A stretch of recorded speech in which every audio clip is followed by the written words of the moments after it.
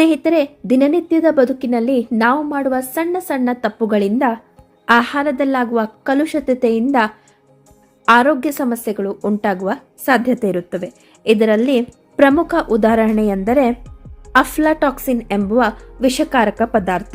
ನೀವು ಈರುಳ್ಳಿಯನ್ನೇ ತೆಗೆದುಕೊಂಡ್ರೆ, ಹಸಿ ಈರುಳ್ಳಿಯನ್ನ ಸ್ವಲ್ಪ ದಿನ ಹಾಗೆ ಬಿಟ್ಟರೆ ಅದರ ಮೇಲೆ ಶಿಲೀಂಧ್ರವನ್ನ ಕಾಣಬಹುದು. ಇದನ್ನ ಅಸ್ಪರ್ಜಿಲಸ್ ಎಂದು ಕರೀತಾರೆ. ಇದು ಮೇಲ್ಮೈನಲ್ಲಿ ಹಸಿರು ಅಥವಾ ಕಪ್ಪು ಬಣ್ಣದ ಪುಡಿ ರೀತಿಯಲ್ಲಿ ಕಾಣಿಸಿಕೊಳ್ಳುತ್ತದೆ. ಇದರಿಂದ ಉಂಟಾಗುವ ವಿಷಕಾರಿ ಸಂಯುಕ್ತಗಳು ಮಾನವನ ದೇಹಕ್ಕೆ ಅತ್ಯಂತ ಅಪಾಯಕಾರಿ.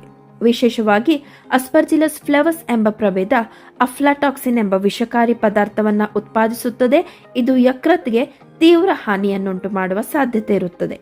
ಇದರಿಂದ ಉಂಟಾಗುವ ಸೋಂಕು ಅಥವಾ ವಿಷಕಾರಿ ಪರಿಣಾಮಗಳು ಅಸ್ತಮಾ, ಉಸಿರಾಟದ ತೊಂದರೆ ಅಥವಾ ರೋಗ ನಿರೋಧಕ ಶಕ್ತಿ ಕಡಿಮೆ ಮಾಡುವ ವ್ಯಕ್ತಿಗಳಿಗೆ ಬಹಳ ಅಪಾಯಕಾರಿ.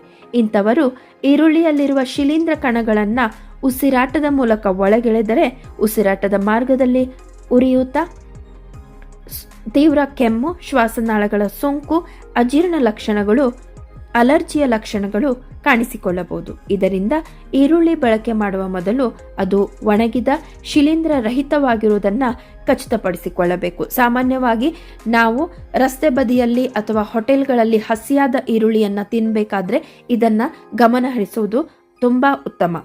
ಈರುಳ್ಳಿಯಲ್ಲಷ್ಟೇ ಅಲ್ಲದೆ ಧಾನ್ಯಗಳು, ಕಡಲೆಕಾಯಿ, ಮಿರ್ಚಿ, ಹಾಲು ಉತ್ಪನ್ನಗಳಲ್ಲಿಯೂ ಇದು ಬೆಳೆಯುವ ಸಾಧ್ಯತೆ ಇರುತ್ತವೆ. ಇತ್ತೀಚಿನ ದಿನಗಳಲ್ಲಿ ನೀವು ನೋಡಿರಬಹುದು, ಅಂತಾರಾಷ್ಟ್ರೀಯ ಮಾರುಕಟ್ಟೆಯಲ್ಲಿ ಸಾಕಷ್ಟು ಭಾರತದ ಕಡಲೆಕಾಯಿಯನ್ನ ನಿರ್ಬಂಧಿಸಿದ್ದಾರೆ. ಯಾಕಂದ್ರೆ ಅದರಲ್ಲಿ ಅಫ್ಲಾಟಾಕ್ಸಿನ್ ಪ್ರಮಾಣ ಗಮನೀಯವಾಗಿ ಕಂಡು ಬಂದಿರುತ್ತದೆ.